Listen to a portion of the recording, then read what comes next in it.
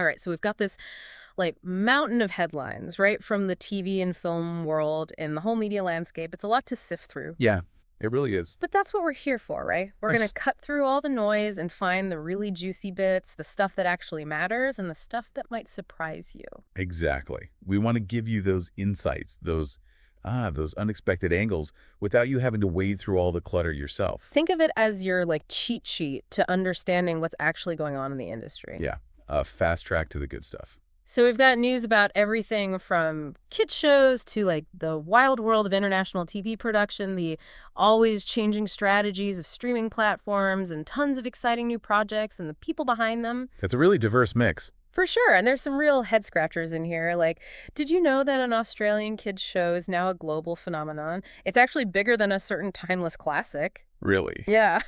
And we're also seeing art pop up on TV in some pretty unexpected ways and then get this €1 billion investment in scripted series. Wow, that's a serious commitment. Yeah. So let's jump right in, starting with a certain blue dog that's taken the world by storm. Oh, you mean Bluey. Exactly, Bluey. What's crazy is just how huge it's gotten globally. We're talking over 11 billion views in 2023 alone. 11 billion. I know, it's hard to even imagine a number that big.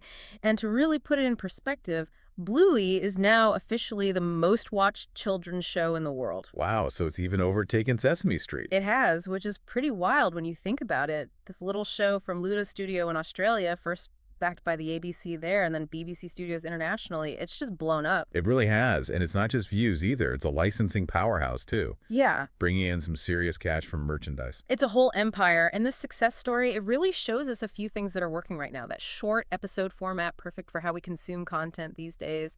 The themes of family and imagination, they seem to connect with people everywhere. And that digital-first strategy for releasing the show seems to have been a brilliant move. Definitely a smart strategy. You know, you think about big names in kids' TV, the ones that have been around forever, and then you have Bluey, this Australian creation, just dominating the scene. It really puts Australia on the map for kids' TV and shows that amazing content can come from anywhere and find a global audience. Absolutely, it's inspiring.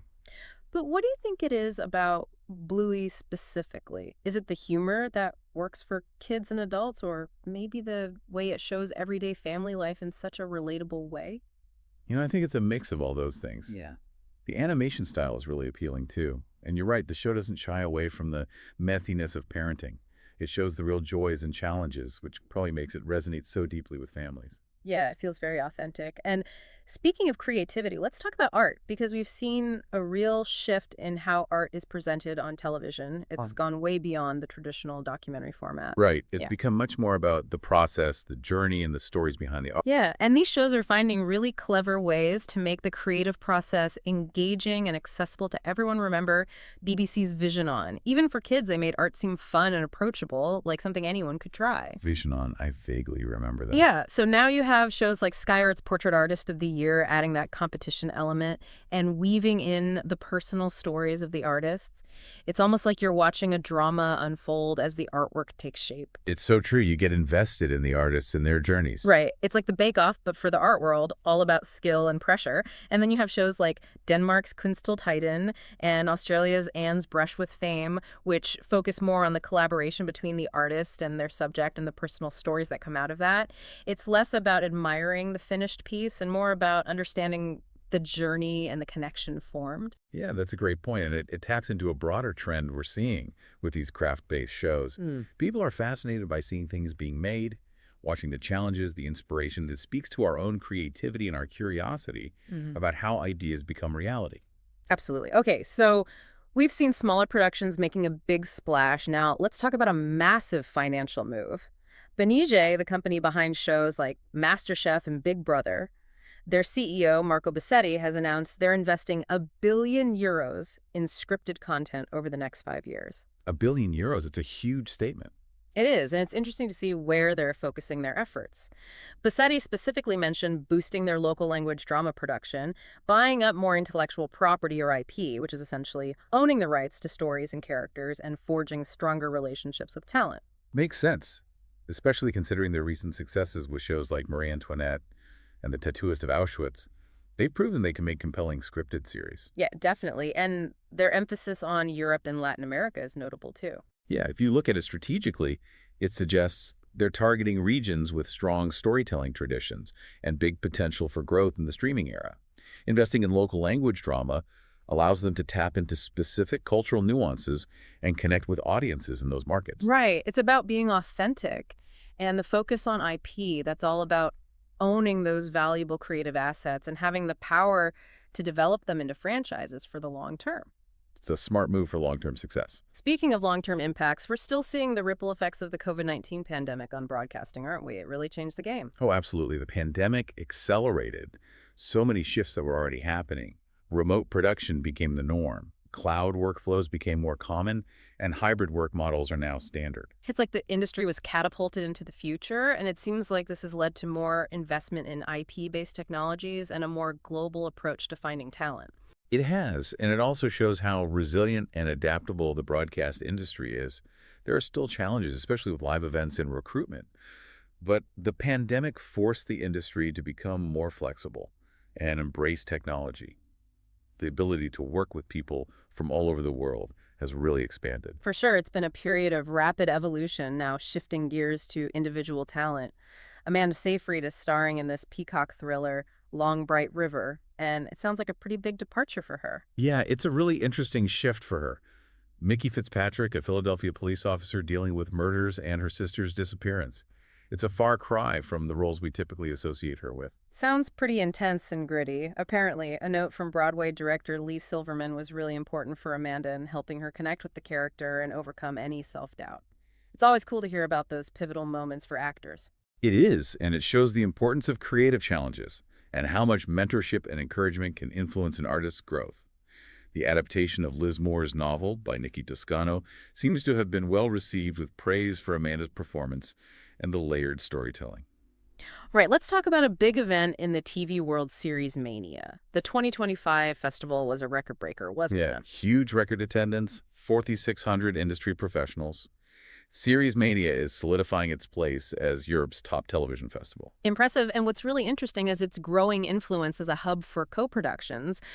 Different international companies teaming up to create projects. Some are even saying it could eventually replace MIP TV as the main market. Wow, that would be a big shift. It would, and this year's Series Mania had some exciting premieres and discussions. Apple TV plus Carême opened the festival. Joe Wright's M Son of the Century was showcased, and there was a big focus on supporting new talent. The Series Mania Co-Pro pitching sessions were particularly insightful.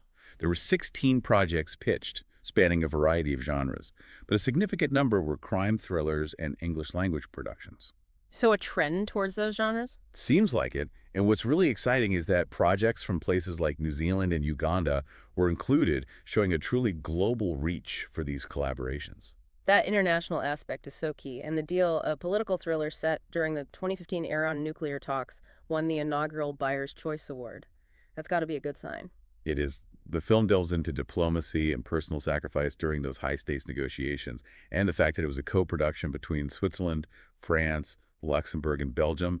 It speaks volumes about the collaborative nature of international TV production today. Definitely, it's a team effort, and we also heard about Pamela Adlon reflecting on her experiences with Better Things, which must have been a treat for fans of the show, and Kabul, a geopolitical drama drawing on producer Fabienne Servan-Schreiber's own experiences during the Taliban's takeover of Afghanistan. Sounds incredibly powerful. It does.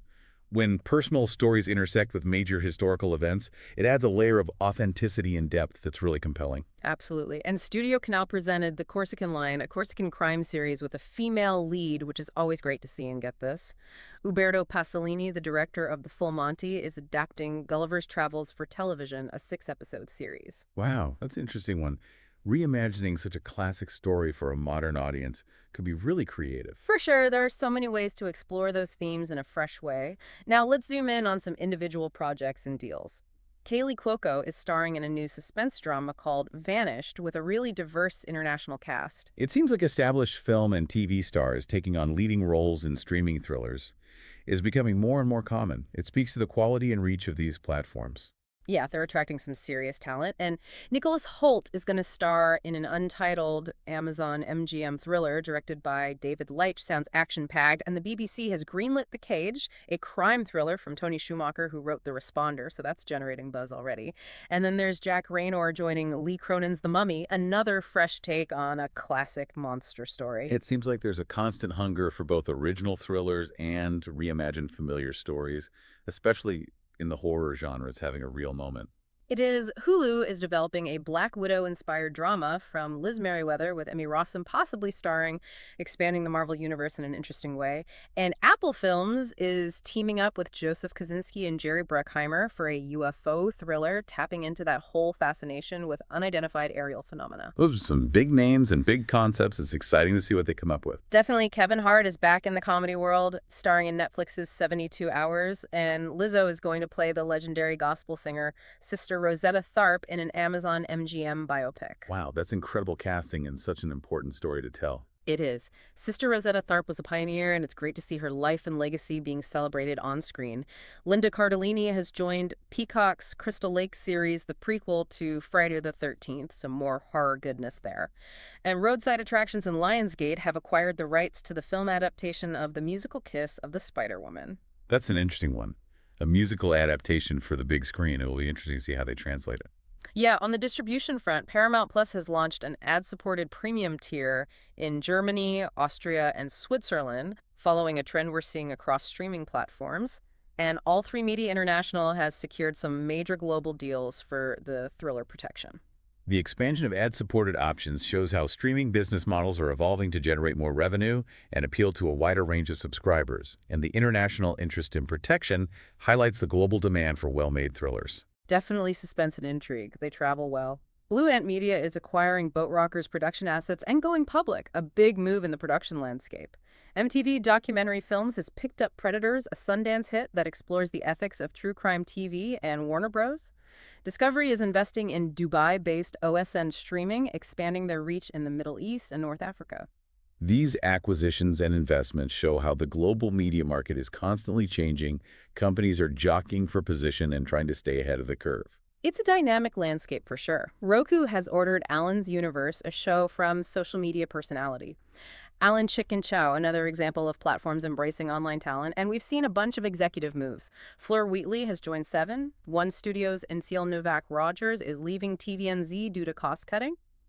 Emma Gladstone got a promotion at Wheelhouse. Erica Gomez has moved up at Anza Distribution, and Govind Shahi is now a strategic advisor at One Life Studios. Lots of shuffling at the top, which usually indicates changes in priorities and strategies within these companies. Exactly. CPH Rough Cut showcased some amazing European documentary films, and MediaCrest has partnered with Stephen Johnstone's Old Dog to expand globally, taking advantage of Spain's production incentives, and Smoggy Queens has been renewed for a second season at the BBC, proving that local stories can really resonate with audiences. The success of European documentaries shows how strong and diverse factual filmmaking is in that region. And MediaCrest's partnership highlights the growing importance of international collaborations for content creation. Yeah, it's all about working together. And finally, Documentary Australia has welcomed two new participants, Jessica Hamilton and Matisse Wachton-Brown, to their Impact Producer Program. It's encouraging to see programs focused on training people to use documentaries as a tool for social change. Definitely. And these individuals have backgrounds in behavior change and climate justice advocacy, so they're bringing valuable expertise to the program. It highlights the power of storytelling to drive social impact and the need for skilled professionals to guide that process. So looking back at all the news, we've covered some pretty clear themes emerge, don't they? Yeah, absolutely. We're seeing content even from unexpected places, finding massive global success like Bluey television formats are constantly evolving to keep us engaged and entertained, and there are major investments happening in the creation of new content, all while the industry adapts to a post-pandemic world. It's a really interesting mix of the global and the local, and the lines between traditional broadcasting and streaming are blurring more and more. The competition for our attention is fierce. It is. So for you, our listener, we hope this deep dive has given you a clear and insightful look at the most important recent developments in the TV, film, and media industries. We've tried to save you some time and share some surprising details along the way. It's been a whirlwind of news, but hopefully we've given you a good sense of the current media landscape and some food for thought about where things might be headed next. And on that note, here's a final thought to chew on. Given the unexpected global success of a show like Bluey, what other unique cultural stories or formats, maybe from smaller regions or niche genres, could be the next big thing? It really makes you wonder about the future of entertainment and where the next global phenomenon might come from. Thanks for joining us on this deep dive. It's been a pleasure. Until next time.